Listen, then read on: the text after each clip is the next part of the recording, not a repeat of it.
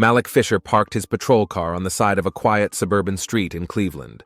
The sky was overcast, promising rain, and it seemed like an ominous sign. The black detective, with 20 years of experience on the force, had seen it all, but he never expected to be called to this address.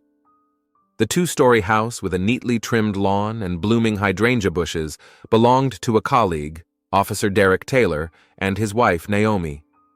Malik had met her at several police parties. Tall, with flawless, dark chocolate skin and a broad smile, she always looked elegant. A small crowd of onlookers had already gathered in front of the house, held back by yellow police tape. Two patrol officers stood at the entrance, one of them nodding to the detective. "What do we have?" Malik asked, pulling on latex gloves. "Neighbors heard screams around 4 o'clock in the afternoon, then the sound of breaking glass," the officer replied. "The call came in at 911. The first patrol arrived at the scene at 4:20 and found the body in the living room." "Who found the body?" "We did, sir. The door was ajar, and there were traces of blood on the threshold." Malik took a deep breath and entered the house. The hallway smelled sweet, perhaps from air freshener or perfume. On another day, it would have been pleasant, but now it only heightened his uneasy feeling that something was wrong. He walked further and stopped at the threshold of the living room. Naomi's body lay by the coffee table, a dark pool of blood spreading around her head. She was wearing an elegant red dress, now almost black with moisture. One arm was outstretched, as if she had been trying to grab something. Her eyes were open, frozen in a look of surprise. "God," Malik whispered, "it's really Naomi Parker."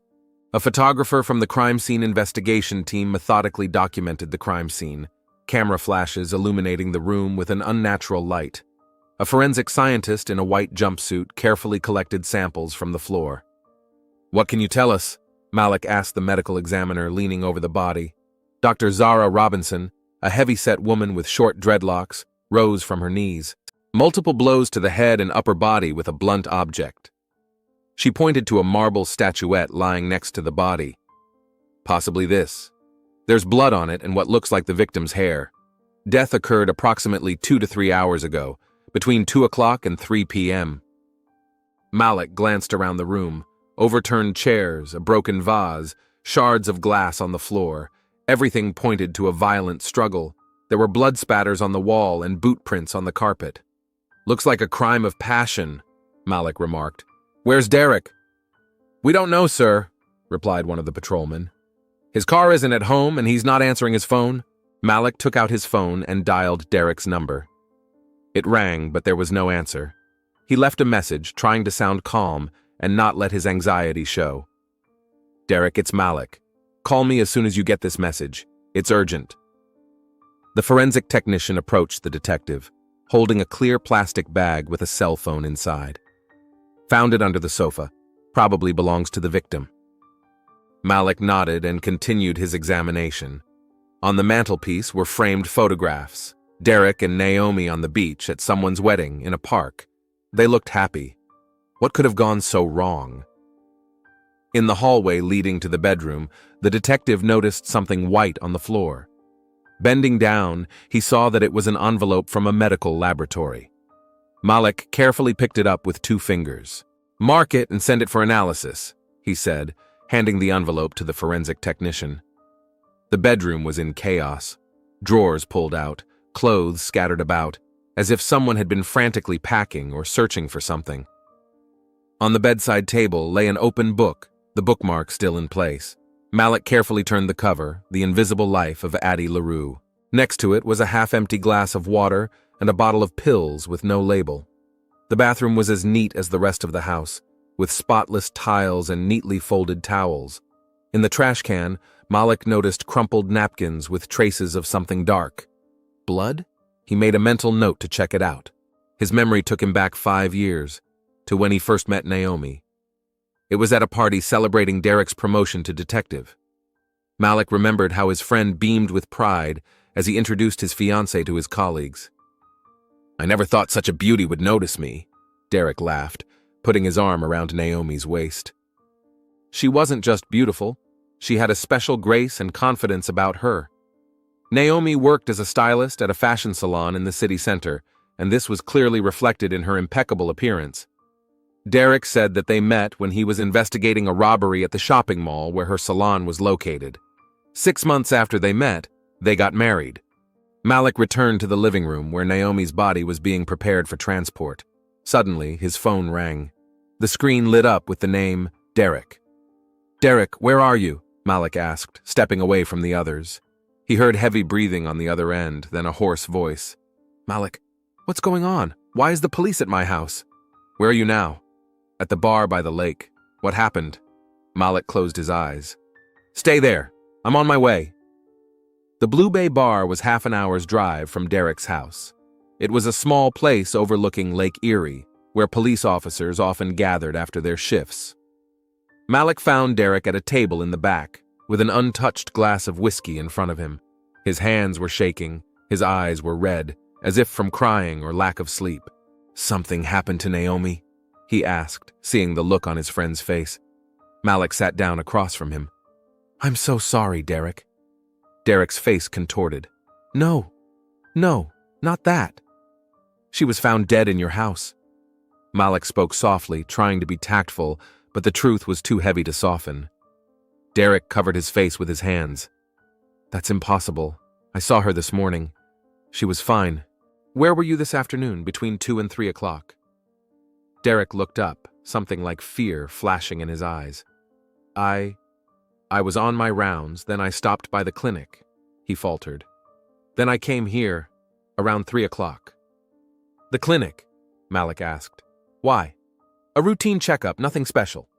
Derek looked away. "Who did this, Malik? Who killed my wife?" Malik looked closely at his friend.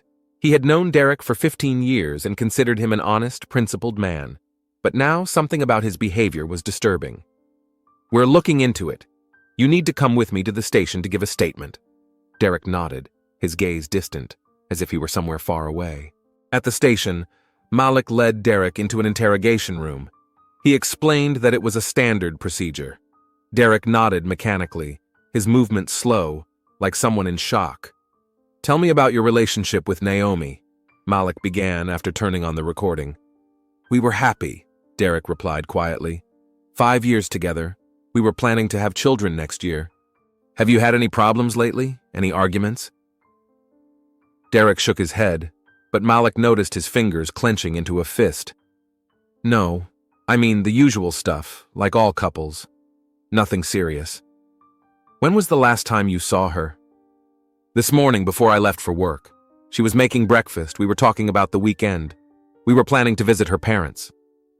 While the interview was going on, Malik's colleague received the results of the preliminary search of the house.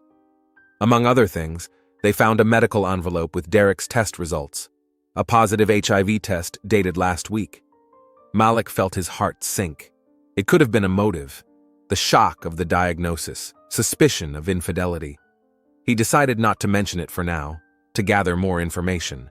The next day, Malik went to the salon where Naomi worked. "Essence of Style" read the sign above the entrance. Inside, it smelled of hairspray and expensive perfume. The employees were devastated by the news of their colleague's death.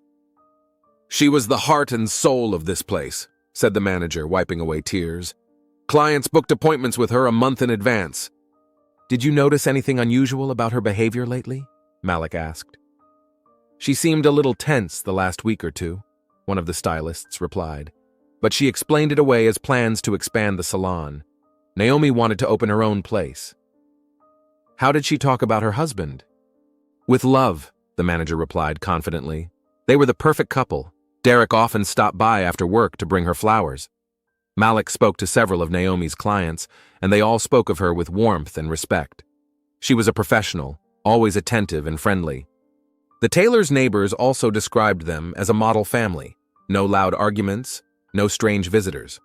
Only one elderly woman who lived across the street mentioned seeing Derek return home on the day of the murder, around 3:30 p.m. He looked upset and didn't even respond to her greeting. This contradicted Derek's statement that he had gone to the bar straight from the clinic without stopping at home. Malik felt his suspicions grow. Rain drummed on the roof of the police station as Malik Fisher laid out the documents on the Naomi Parker case in front of him. 3 days had passed since the body was found, and there were still no answers. Crime scene photos, forensic reports, witness statements. It was all coming together in a picture that Malik didn't want to see. His friend and colleague Derek Taylor was becoming the prime suspect. Malik sighed and rubbed his tired eyes. On the table in front of him lay a sealed envelope containing the test results found at the Taylor's house. The forensic team had already checked it for fingerprints, Derek's only, and returned it to the detective. Malik hesitated, knowing that the contents of the envelope could be the decisive piece of evidence. Finally, he opened the envelope and took out a folded piece of paper. HIV test results. Positive. The date was a week ago. Malik felt a chill run down his spine. Now everything made sense. Derek's strange behavior, his visit to the clinic, his nervousness during the interrogation. Derek Taylor was sitting in the interrogation room when Malik entered. He looked haggard, with dark circles under his eyes. His uniform shirt, usually immaculately ironed, was wrinkled. "How are you?" Malik asked, sitting down opposite him. "How can I be?" Derek smiled bitterly. "My wife is dead." Malik placed a folder of documents on the table but did not open it. "Derek, we've been friends for 15 years.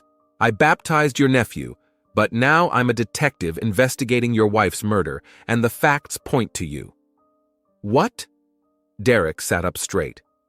"You think I'm capable of—" "A neighbor saw you coming home on the day of the murder, around 3:30 p.m.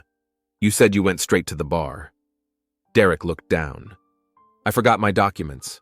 I stopped by for 5 minutes." "And you didn't mention that?" Malik shook his head. "What else are you hiding?" Malik opened the folder and took out a sheet with the test results. "We found this at your house." "Why didn't you tell me?" Derek turned pale, his hands trembling. "It's personal. I can't believe it myself." "When did you find out?" "A week ago." Derek's voice became hoarse. "At first I didn't believe it, so I took another test. The result was the same." "And you thought you got it from Naomi?" Malik asked quietly. Derek clenched his fists so tightly that his knuckles turned white. "I've never been with anyone else. 15 years on the police force. Never cheated. Never done drugs. Where else would I get it?" "Did you ask her about it?" "I didn't know how to bring it up." Derek ran his hand over his face. "We were planning to have children, you know. And now, I wanted to think it through first. Get my thoughts together." "What happened that day, Derek?" "The day of the murder?" Derek was silent for a long time, staring at a spot on the floor. "I came home earlier than usual. Naomi wasn't expecting me. We started talking. Then I asked her straight out if there was someone else." He paused. She denied it, of course, but I could see she was nervous. And then I asked her about her diagnosis, and she became strange, started saying that I needed to know something about her, something important. I was so angry, so confused. I don't remember much of what happened next. Malik looked intently at his friend. "Did you kill her, Derek?" "I don't know," Derek whispered, tears welling up in his eyes. "I really don't know. All I remember is a red dress and blood, lots of blood." After the interrogation, Malik went to the beauty salon where Naomi worked. He needed to talk to her best friend, Chanel Brooks. The salon employees pointed to a tall woman with voluminous curly hair who was busy with a client. "Miss Brooks? Detective Fisher. I need to ask you a few questions about Naomi Parker." Chanel glanced nervously at her client. "I'm busy right now. Maybe later?" "This is urgent," Malik insisted, showing his badge. Chanel apologized to her client and led the detective into a small staff lounge. "I already spoke to the police," she said, crossing her arms over her chest. "I don't know what else I can do to help." "Were you close to Naomi?" "Yes, we were friends for 6 years, ever since she moved to Cleveland." "Where was she from?" Chanel visibly tensed. "Cincinnati, I think. We didn't talk much about the past." "That's strange for close friends," Malik remarked. "Not knowing where someone is from. Everyone has their secrets, detective." Chanel looked away. Naomi didn't like to talk about the past. "Do you know if Naomi had any health problems? Was she taking any medication?" Chanel flinched. "No, I mean the usual things. Vitamins, sometimes painkillers." What about her relationship with her husband? Was it really as perfect as everyone says? Derek adored her. Chanel's voice hardened. He always treated her with respect and cared for her. But, something had changed recently. Naomi seemed troubled. She said she had something important to tell Derek, but she was afraid of his reaction. What exactly did she want to tell him? Chanel shook her head. I don't know. I really don't. But something in her eyes told Malik she was lying. If you remember anything else, give me a call. Malik handed her his business card. It could be important for the investigation. Leaving the salon, Malik headed for the medical examiner's office. Dr. Zara Robinson was finishing the autopsy on Naomi Parker's body. Malik had known Zara for many years and valued her professionalism. She always spoke directly, without unnecessary emotion. What do you have? He asked as he entered the autopsy room. Zara turned off the tape recorder she was dictating her report into and took off her glasses. Something very unusual, Malik. She nodded toward the body covered with a sheet. The cause of death is multiple head injuries caused by blows with a blunt object, but that's not the most interesting part. Malik raised an eyebrow. Go on. First, I found signs of surgical intervention. Zara pointed to barely visible scars on the body. Here and here. Very high-quality work, I'd say. An expensive clinic. Plastic surgery? Malik suggested. Many women? Not exactly, Zara interrupted. You see, Naomi Parker was born a man. Malik froze, unable to believe his ears. What? Sex reassignment surgery. Very well done many years ago. If it weren't for the autopsy, I would never have suspected it. Are you sure? Absolutely. Zara nodded. There's something else. She's HIV positive. Judging by the condition of the tissue and the indicators, the infection occurred many years ago, possibly during the surgery or shortly thereafter. Malik sank into a chair, trying to process what he had heard. If Naomi was a transgender woman and already had HIV before she met Derek, then she was the one who infected him, not the other way around. But did Derek know about her past? And if not, what happened when he found out? Thank you, Zara. This changes a lot. I'm glad I could help. The full report will be ready tomorrow. Malik left the morgue with a heavy heart. Now he had to find out who Naomi Parker was before she became the wife of a Cleveland police officer. Malik spent the next 2 days immersed in Naomi's past. He discovered that no one with that name, age, and description had ever been registered in Cincinnati. The birth certificate was fake, albeit a very good one. The Social Security number had been issued about 8 years ago. The trail led him to Chicago, where a man named Nathaniel Hawkins had disappeared around the same time Naomi Parker appeared in Cincinnati. Malik found an old photo of Nathaniel, a thin young man with delicate features and large, expressive eyes, the same eyes as Naomi. Chicago medical records revealed that Nathaniel Hawkins had undergone hormone therapy at a local clinic for transgender people. The last entry was dated 10 years earlier. Then the trail went cold. Nathaniel left Chicago, presumably to undergo surgery abroad, where procedures were cheaper. Malik also found old bank statements in Nathaniel Hawkins' name with payments to a medical clinic in Thailand. According to news archives, 8 years ago, the same clinic was embroiled in a scandal after several patients were infected with HIV due to a failure to comply with sterilization protocols. It all added up. Nathaniel became Naomi, contracted HIV during surgery, created a new identity, and started a new life. She probably never planned to reveal her past, but Derek's diagnosis changed everything. With this new information, Malik went back to Chanel Brooks.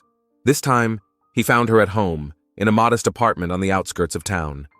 I know who Naomi was, Malik said bluntly when she opened the door. I know about Nathaniel Hawkins. Chanel's face changed, her shoulders slumped. Come in, she said quietly. In the living room, among the many photographs on the walls, Malik noticed a picture of 2 young people, Chanel and a thin guy who was barely recognizable as the future Naomi. You knew her before the transformation, Malik said. It wasn't a question. Chanel nodded, tears glistening in her eyes. We grew up together in Chicago. I'm the only one who knew the truth. Even her parents. They turned their backs on her when she started transitioning. They said their son was dead. Why didn't she tell Derek? She was afraid. Chanel sank down onto the sofa. Naomi built a new life from scratch. Documents, history, even her accent. It was all part of her new identity. She met Derek, fell in love. He was so traditional, so right. She knew that if he found out... What about HIV? Chanel flinched. She found out about her diagnosis shortly after the surgery. The doctors said the risk of transmission was minimal with the right treatment. She was taking her medication, getting regular checkups. She never thought she could infect Derek. But it happened, Malik said grimly. And when he found out he was sick, she called me that day, Chanel said quietly. She said Derek had tested positive and that she had to tell him everything. She was scared but determined. She said she couldn't live a lie anymore. What exactly happened that day, Chanel? You know more than you're saying. Chanel was silent for a long time, staring at the photo. She called around 3 in the afternoon. She said Derek had come home earlier than usual and that he was very upset. Then I heard his voice in the background, sounding angry. The line went dead. I tried to call her back, but she didn't answer. Chanel looked up at Malik with tear-filled eyes. I should have gone to her right away. Maybe then... You couldn't have known, Malik said gently. No one could have foreseen what would happen. Derek killed her when he found out the truth, didn't he? Chanel asked. When he realized his wife used to be a man. Malik didn't answer. He had to talk to Derek again, now that he knew the whole truth. But deep down, he already knew the answer. His friend, a man he had respected for 15 years, had committed murder in a moment of shock and rage when his entire world had collapsed. A gray morning greeted Malik Fisher with pouring rain as he pulled up to the police station. Heavy raindrops drummed on the roof of the car, creating a monotonous noise that only added to the detective's gloomy mood.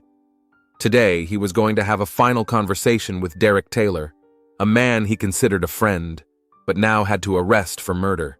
In the interrogation room, Derek looked broken. The 5 days since Naomi's murder had turned him into a shadow of his former self. His once powerful figure seemed emaciated, his eyes dull, his face unshaven. Thanks for agreeing to meet, Malik began, sitting down across from him. There are some things we need to clear up. Derek looked up. I can guess why you're here. You found something, didn't you? Malik nodded and turned on the tape recorder, reciting the standard warning about the recording and Derek's right to an attorney. Derek just waved it away. I don't need a lawyer. I just want to get this over with. Malik spread several documents on the table. I know what happened that day, Derek, but I want to hear your side of the story. The whole story. Derek took a deep breath, his hands shaking noticeably. I killed her, he said quietly. I killed Naomi. Although expected, the words hit Malik with unexpected force. It was one thing to suspect, but quite another to hear the confession from the mouth of a friend. Tell me how it happened, Malik asked, trying to maintain a professional tone. A week ago, I got my test results. I'm HIV positive. Derek spoke monotonously, as if reading someone else's story. I couldn't believe it. 15 years on the police force, never used drugs, never cheated on Naomi. Where could it have come from? He rubbed his face with his hands. I started thinking, maybe accidental contact at work, trauma, a suspect's blood. But I've always been careful. I always wore gloves and a mask when necessary. Then I started to remember that Naomi had been staying late at the salon a lot over the last 6 months. She said she was working with important clients. I started monitoring her calls, checking her messages. Did you find any evidence of infidelity? Malik asked. No, nothing concrete. But there were strange messages from unknown numbers, long conversations with someone named Chanel. I became obsessed with the idea. That day, I decided to talk to her directly. Derek paused, gathering his thoughts. I came home earlier than usual. She wasn't expecting me and looked worried. I showed her the test results and asked her straight out, "Have you been cheating on me?" She denied it, of course. She said she only loved me and would never betray me. But there was something in her eyes. It seemed like she was hiding something important. What happened next? Malik asked quietly. I lost control. Derek's voice faltered. I started yelling, accusing her of lying. Naomi tried to calm me down, saying she had something important to tell me about her past. But I wasn't listening anymore. I was so angry, so betrayed. 15 years in the police force, Malik. 15 years of impeccable service, and now I have a terminal illness because my wife. He faltered. I grabbed the figurine from the mantelpiece.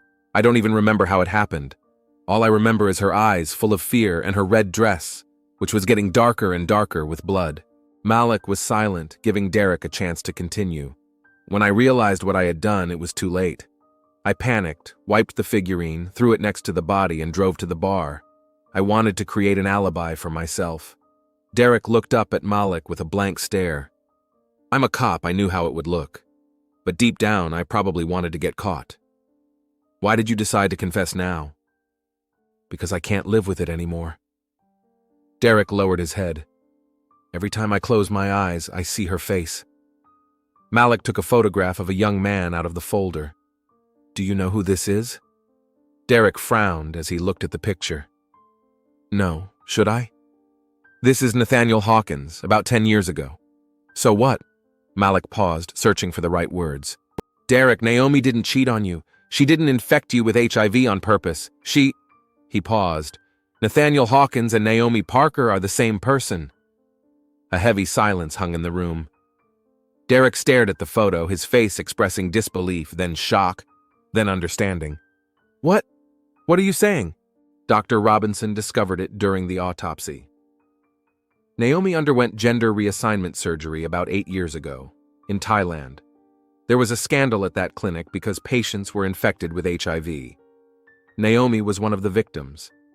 Derek froze, trying to comprehend what he had heard. That's impossible. I would have known. I would have felt it. The surgery was done very well. Dr. Robinson says that without an autopsy, no one would have known. Derek jumped to his feet, knocking over a chair. You're lying! This is some kind of sick prank! Sit down, Derek, Malik said firmly. I have proof. Medical records from Chicago about Nathaniel's hormone therapy, bank transfers to a Thai clinic, the testimony of Chanel Brooks, who knew Naomi before she transitioned. Derek slowly picked up the chair and sat down, his face contorted with pain. 5 years, he whispered. 5 years I lived with a man I didn't know. You knew her, Derek, Malik said gently. Maybe not her past, but you knew Naomi, the woman you loved. I slept with a man, Derek cried, pounding his fist on the table. All these years, He couldn't finish the sentence, covering his face with his hands. Malik remained silent, giving Derek time to deal with his emotions. She was going to tell you, the detective finally said. The day you showed her the test results, Chanel said Naomi called her and said she couldn't live a lie anymore. Derek raised his head, his eyes red from crying. I killed her without even giving her a chance to explain. You acted in the heat of the moment, Derek. The court will take that into consideration. What difference does it make? Derek smiled bitterly. I'm still a murderer. I killed the person I swore to love and protect. Malik sighed, feeling heavy in his heart. I'm going to have to arrest you, Derek. Do you understand that? Derek nodded and slowly held out his hands for the handcuffs. It's all right, Malik. I deserve it. That same day, Malik met with Dr. Zara Robinson to obtain an official report on Naomi Parker's death.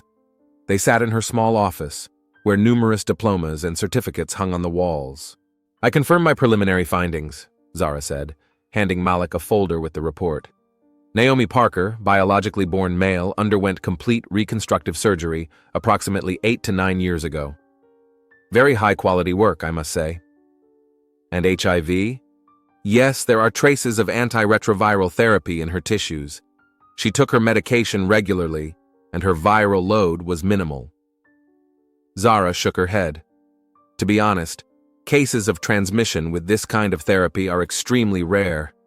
Derek was just unlucky. Tragic irony, Malik muttered.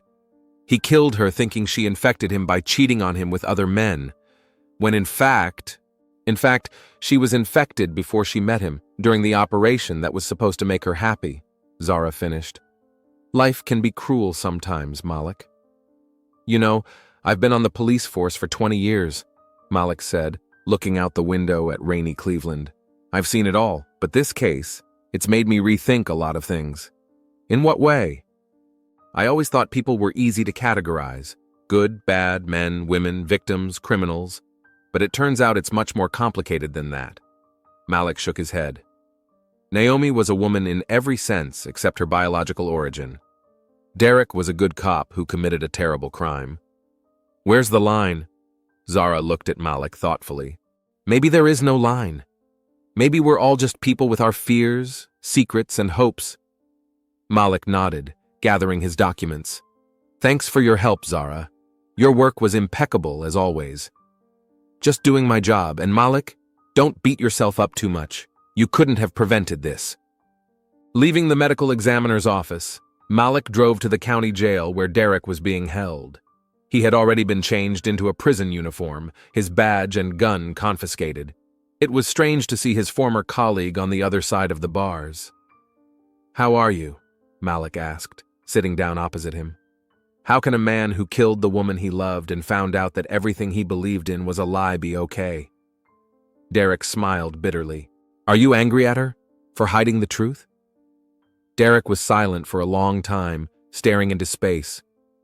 You know, I've been thinking about this a lot over the last few hours, about what she had to go through, rejection by her parents, painful operations, constant fear of exposure, and then HIV on top of that. He shook his head. She just wanted a normal life, Malik. To be loved, to start a family. How can you blame her for that? But she should have told you the truth. Yes, she should have. But I understand why she was afraid. Derek looked at Malik. You know what kind of talk goes on in the locker room, the jokes people make about transgender people. I myself, he faltered. I've been part of it. If she'd heard me talk about people like her. Malik was silent, remembering similar conversations at the station. How many times had he laughed at jokes that now seemed cruel and pointless? What's going to happen to me now? Derek asked. The district attorney is agreeing to charge you with manslaughter with aggravating circumstances. Considering your impeccable record and the circumstances, maybe 10 to 15 years. Derek nodded. Fair. I'll take as many years away from myself as I took from her. I'm sorry, Derek. Me too, Malik. Me too. As he left the prison, Malik felt a strange emptiness inside. The case had been solved, the killer had confessed and would be punished. By all standards, it would have been considered a success. But for some reason, he felt no satisfaction, only the weight of knowing that no one had been able to prevent the tragedy. The rain finally stopped, and the first rays of sun broke through the clouds. Malik stopped at a small park where he and Derek sometimes had lunch on summer days. Sitting down on a bench, he took out a photo of Naomi and Derek from the last police picnic, a happy couple embracing each other, with bright smiles on their faces. How many layers of lies, fear, and prejudice were hidden behind those smiles? How many unspoken words and uncried tears? The truth was finally revealed, but at what cost? Malik put the photo away and looked up at the sky where the clouds were dispersing. Maybe the truth really could set you free. But sometimes, he thought, the price of that freedom was too high.